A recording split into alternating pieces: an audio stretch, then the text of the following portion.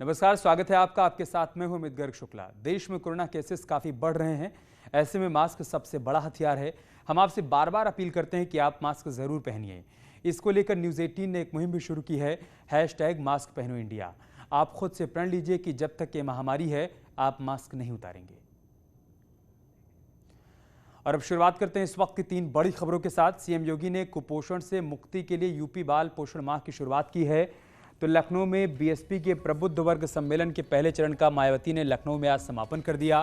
वहीं एआईएमआईएम प्रमुख ओवैसी का आज से 3 दिनों का मिशन यूपी का दौरा शुरू हो रहा है, जिसकी शुरुआत ओवैसी ने लखनऊ से की है। दोपहर 2 बजे ओवैसी अयोध्या के रुदौली पहुंचेंगे, जहां पर वो जनसभा को संबोधित भी करने वाले हैं।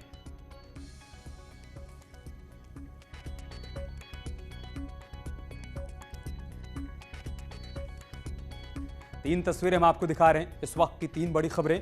सीएम योगी ने बाल पोषण माह का आगाज किया है। दूसरी तरफ बीएसपी के प्रबुद्ध वर्ग सम्मेलन का समापन हुआ है।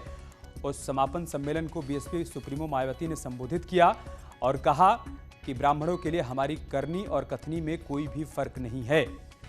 और ओवैसी के मिशन यूपी का आगाज हो गया है। 3 दिनों के लिए वो उत्तर प्रदेश के दौरे पर है।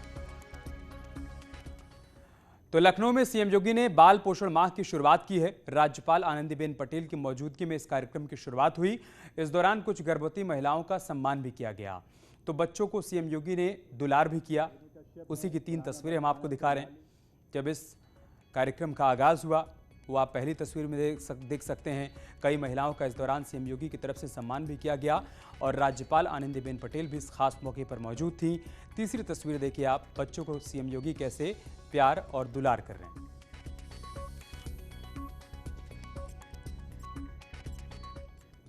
अगर एक समर्थ और सशक्त राष्ट्र की परिकल्पना को साकार करना है तो वह कहां से प्रारंभ होता है। अगर मां कुपोषित है तो बच्चा कभी सुपोषित नहीं हो सकता और इसलिए मां के स्वास्थ्य पर ध्यान देना और अगर किन्हीं कारणों से बच्चा कुपोषित हो गया है तो उस पर भी ध्यान देना, इसी बात को ध्यान में रख कर के 2018 से पूरे देश के अंदर सितंबर माह को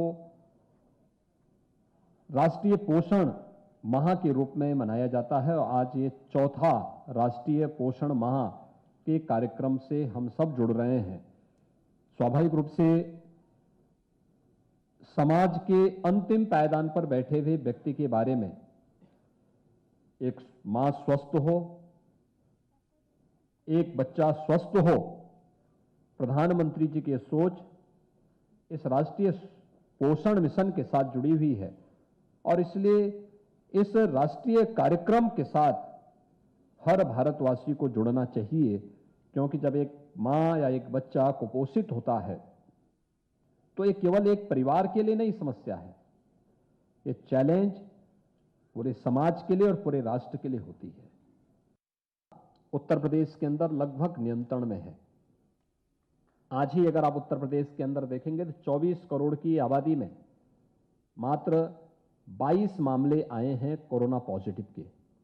28 जनपद ऐसे हैं जहां कोरोना का एक भी मामला आज के दिन पर नहीं बचा है। आज 59 जनपद ऐसे हैं जहां एक भी कोरोना का पॉजिटिव केस नहीं आया है और बाकी जो 16 जनपद हैं उन 16 जनपदों में सिंगल डिजिट में केस आए हैं। यानी हम लोगों ने कोरोना प्रोटोकॉल का पालन करते हुए प्रधानमंत्री जी के का वो जो आह्वान था, जो संकल्प था कि 2 गज की दूरी और मास्क है जरूरी के लक्ष्य को प्राप्त करने के लिए उसका अनुपालन करते हुए प्रत्येक नागरिक को इसके प्रति आग्रही बनाया, वैक्सीनेशन के साथ जोड़ा और महिला सशक्तिकरण की दिशा में तो बहुत सारे कदम बढ़ाए गए हैं। मिशन शक्ति का 3रा चरण का कार्यक्रम वर्तमान में चल रहा है।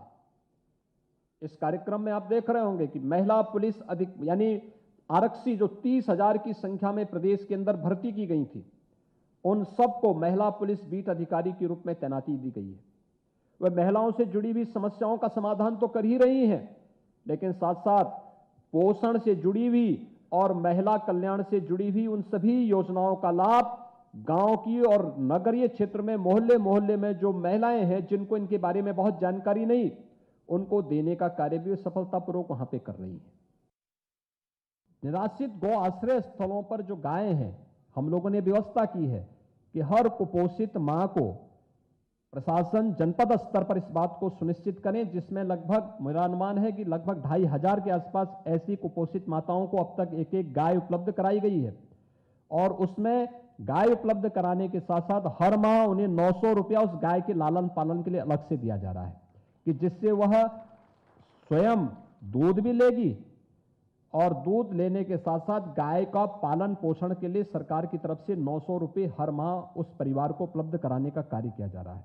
और मैं आप सबके साथ कहूंगा, जो एक किचन गार्डन हम बनाएंगे, इसके साथ ऐसी महिलाओं को जोड़ने के साथ साथ ग्राम पंचायत में भी जो भूमि होगी, राजस्व विभाग के साथ बैठ करके जिला प्रशासन भी इस बात को सुनिश्चित करें कि उनके लिए भी छोटे छोटे पट्टे इसको उन परिवारों को देते हुए, गाय की व्यवस्था उनके लिए करवाते हुए, और एक एक गाय, दूध देने वाली गाय एक एक उपलब्ध करवा देंगे।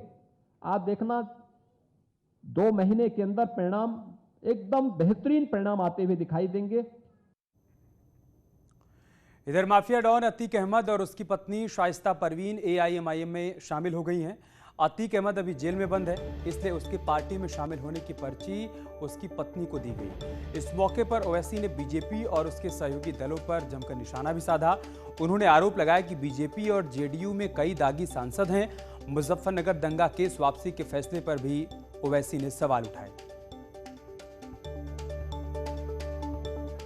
ओवैसी साहब की बहुत सी तकरीरें सुनी और पार्लियामेंट में उनके डिबेट भी सुने और उनकी काबिलियत और दूरदर्शिता से बहुत प्रभावित हुआ। बैरिस्टर जनाब असदुद्दीन ओवैसी साहब का देश के प्रति प्रेम और संविधान के प्रति उनकी आस्था, अल्पसंख्यकों एवं दलितों के प्रति उनके प्रेम और उनके मिशन को देखते हुए मैं उनकी पार्टी ऑल इंडिया मजलिस-ए-इत्तेहादुल मुस्लिमीन MIM को ज्वाइन करता हूं और मैं भी करती हूं।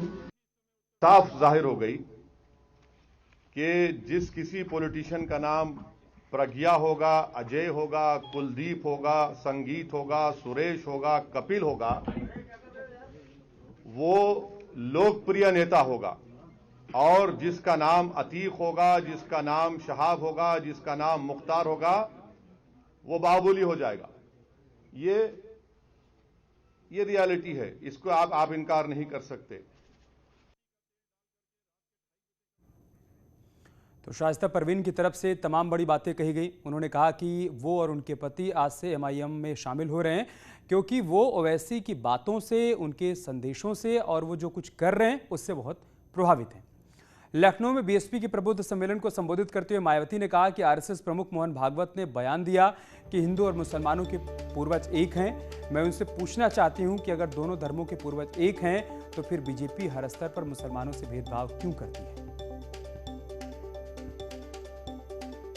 मुझे कल मीडिया के जरिए ये भी मालूम हुआ है कि RSS प्रमुख श्री मोहन भागवत ने कहा है कि हिंदुओं व मुसलमानों के पूर्वज एक ही हैं। लेकिन इस बारे में मैं उनसे ये पूछना चाहती हूँ कि यदि हिंदुओं व मुसलमानों के पूर्वज एक ही हैं तो फिर RSS व इनकी बीजेपी यहाँ हर स्तर पर मुसलमानों के साथ सोतेला रवैया क्यों अपना रही है। एक और बड़ी खबर की बात करते हैं। अलीगढ़ को प्रधानमंत्री मोदी स्टेट यूनिवर्सिटी की सौगात देने वाले हैं। 14 सितंबर को PM मोदी राजा महेंद्र प्रताप सिंह विश्वविद्यालय का शिलान्यास करेंगे। PM मोदी के अलीगढ़ दौरे को लेकर तमाम तैयारियां शुरू हो चुकी हैं। CM योगी कल अलीगढ़ जाएंगे और PM के दौरे से पहले तैयारियों का जायजा भी लेंगे। योगी सरकार ने 2019 में राजा महेंद्र प्रताप सिंह के नाम पर राज्य विश्वविद्यालय बनाने की घोषणा की थी।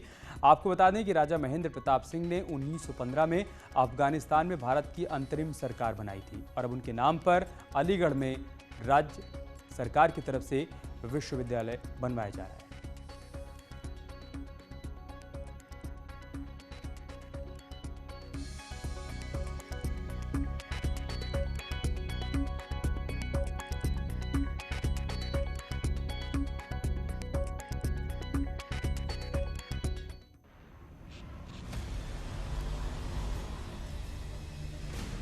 Z and news 18 network present crypto की समझ।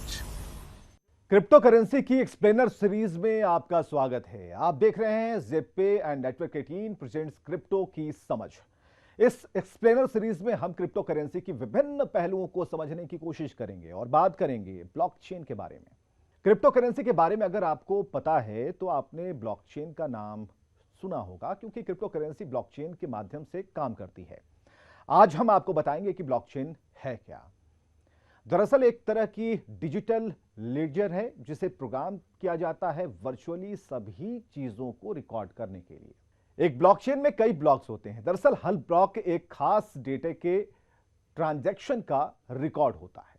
ब्लॉक में क्रिप्टो को लेकर वोटिंग रिकॉर्ड या फिर मेडिकल डेटा कुछ भी रखा जा सकता है। आसान शब्दों में ब्लॉकचेन एक तरह से इंफॉर्मेशन को रिकॉर्ड करने का एक सिस्टम है जिसे बदलना, हैक करना या फिर चीट करना बहुत मुश्किल या असंभव है। चलिए अब आपको बताते हैं ब्लॉकचेन आखिर क्यों इंपॉर्टेंट है। कोई बिजनेस इंफॉर्मेशन पर चलता है, जितनी तेजी से सटीक इंफॉर्मेशन मिलेगी उतना ही बेहतर होता है। ब्लॉकचेन उस इंफॉर्मेशन को डिलीवर करने के लिए आइडियल है, क्योंकि ये इम्यूटेबल लेजर पर इमीडिएट और ट्रांसपेरेंट इंफॉर्मेशन शेयर करता है, जिसे नेटवर्क के उन मेंबर्स द्वारा ही एक्सेस किया जा सकता है जिन्हें परमिशन प्राप्त हो। एक blockchain network order, payment, account, production और बहुत कुछ ट्रैक कर सकता है। इस पर आप ट्रांजैक्शन की सभी डिटेल एंड टू एंड देख सकते हैं।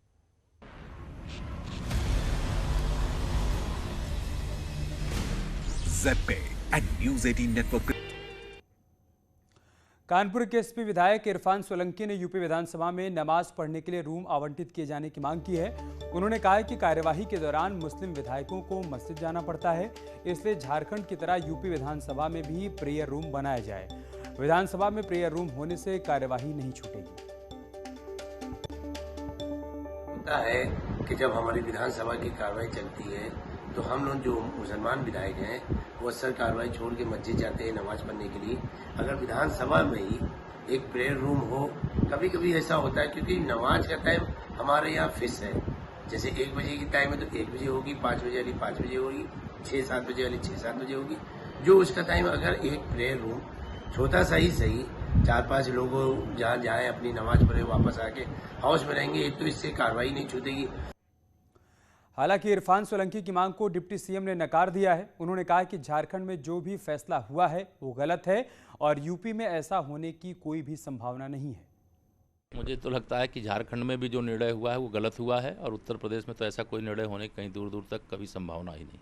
मुझे तो लगता है कि झारखंड में भी जो निर्णय हुआ है वो गलत हुआ है और उत्तर प्रदेश में तो ऐसा कोई निर्णय होने की कहीं दूर दूर तक कभी संभावना ही नहीं। और चलिए इसके साथ इस बुलेटिन में इतना ही, लेकिन